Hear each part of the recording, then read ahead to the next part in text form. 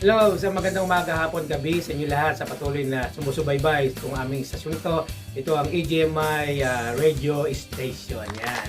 Maraming salamat muling pagbabalik natin sa ating po sa YouTube channel ito at patuloy kami po ay salamat sa lahat po ng mga support at hindi po bumibitaw sa ating po mga subscriber at until now po hanggang since tayo po ay nagsimula po rito sa ating pong YouTube channel. Maraming po salamat.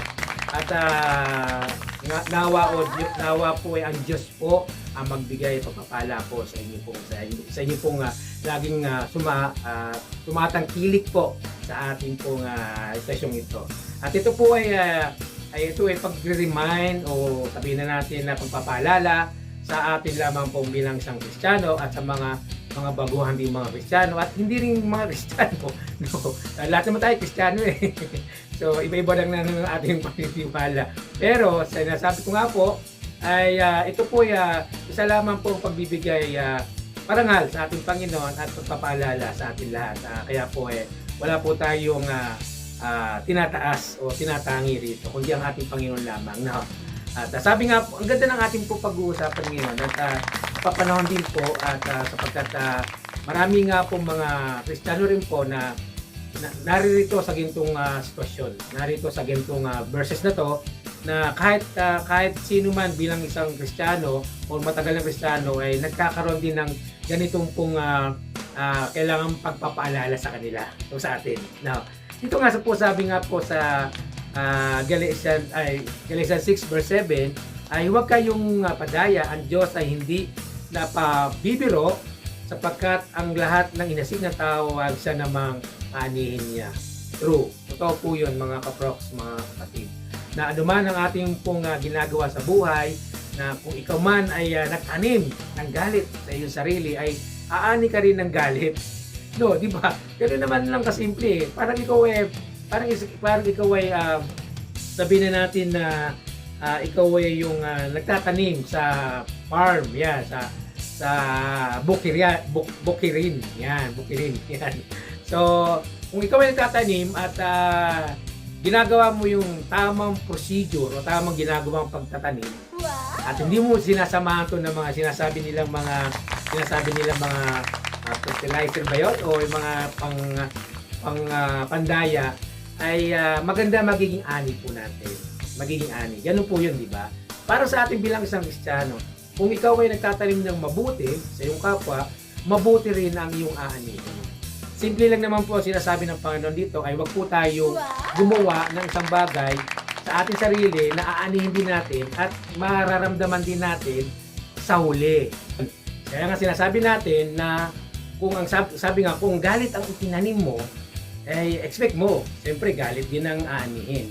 Pero kung ang kabutihan ang binibigay mo na mayroong respeto, may pagmamahal, yun din ang iyong magaganap sa iyong buhay, di ba? Ngayon, kung ang ginagawa mo ay nanglilin lang ka ng kapwa, ay huwag ka na magulat. Kapagkat kung ano man yung inasik mo, yun din ang mangyayari sa iyo. Totoo naman yun, mga kaproks. Lagi na po natin tandaan yun na yung ginagawa po natin dito sa mundong ito ay laging may kapalit, laging may mangyayari sa atin. Huwag nating expectin na gumawa ka ng masama ay sabihin, ginawa mo yung masama ay aani ka na mabuti. Parang mali naman yun, di ba? Ano? So, kung gumawa ka ng mabuti, gagawad ka ng kabutihan. No, tulad ng saan? Tulad sa trabaho. Ano ba ang tinatanim mo sa trabaho? Ito, tinatanim mo sa trabaho. Ito ba'y katamaran o sipag? Diba ganon? Namimili ka lang naman dun eh. Sa pamilya mo, sigaw ba o pangunawa? O, sa sarili mo, bisyo o disiplina? Yan eh. Ang ating ginagawa natin dito, mga kaproks, is ano man daw yung ginagawa natin sa ating buhay ay ito'y mangyayari din sa atin sa huling pagkakataon. No, minsan nagtataka tayo na bakit ganito, bakit nga ganito, bakit ang ganito ang buhay ko, Kasi tayo po yung pumipili sa ating desisyon. Tayo po yung pumipili, yung choices po natin, yung choose natin, yun ang ginagamit natin. Kaya nga tayo binigyan ng free will ng ating Panginoon upang pumili tayo ng sapat na kaalaman o kakayanan na tayo makapag-isip kung tama o mabuti ang ating gagawin. So, ang ano lang naman yon is ang magandang pamamaraan naman ng ang gusto na mangyari sa ng ating Panginoon, yung good news ay kahit na mali ang tinanim mo dati, pwede naman magsimula naman ngayon. Yun. Ibig sabihin mga kaproks ay kung nagkamali ka, okay, fine. Wala naman, nobody's perfect. Diba kang sinasabing, lagi naman ito natin na sinasabi natin, walang perfecto. So, sabi, pag nagkamali ka, bangon ka. Itaguhid mo yung sarili mo na maging tama na yung desisyon mo. Yun ang ninanais ng Diyos sa atin.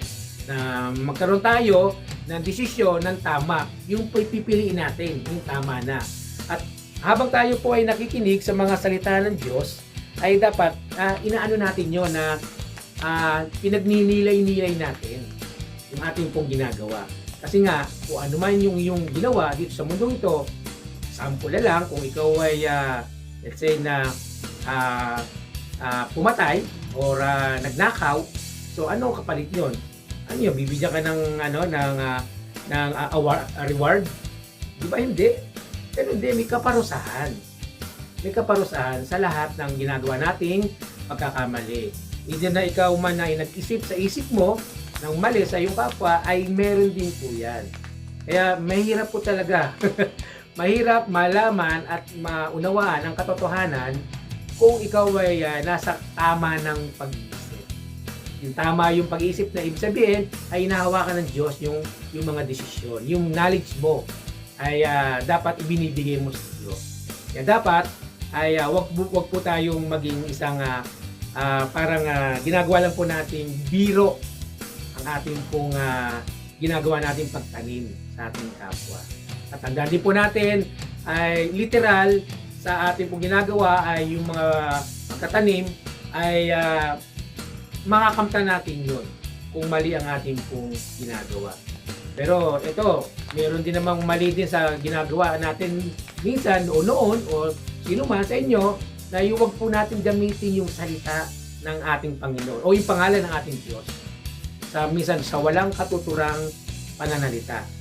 Diba? Sa mga kwentuhan, sa mga para mapatawa yung mga kapwa, gagamitin ang pangalan ng Panginoon, diba? Hindi na yun eh. Hindi mo kailangan yun kasi hindi tama po yun. Ngayon, kung ikaw ay ginagamit mo yung salita ng Diyos o yung pangalan ng Panginoon, hindi rin natutuwa ang Diyos sa iyo. Hindi natutuwa sapagkat hindi tamang gamitin ang pangalan ng Panginoon sa mga salitaan na hindi naman nakakalulugod sa kanya. Although siyempre nagagalit siya. Dahil ito sample lang to mga kaproks, no. Halimbawa may kaibigan ka at ikaw yung magtalik kang kaibigan, ito na lang. Magtalik kang kaibigan at yung kaibigan mo pinagkakatiwalaan ka at yung pangalan niya ay ginamit mo doon sa isang tao na para makapanloko ka o para makapagkuha ka ng bagay sa kanya, na ginamit mo siya, parang ginarentor mo siya pero hindi niya alam. So di ba masasaktan siya. Actually natural masaktan siya at magalit.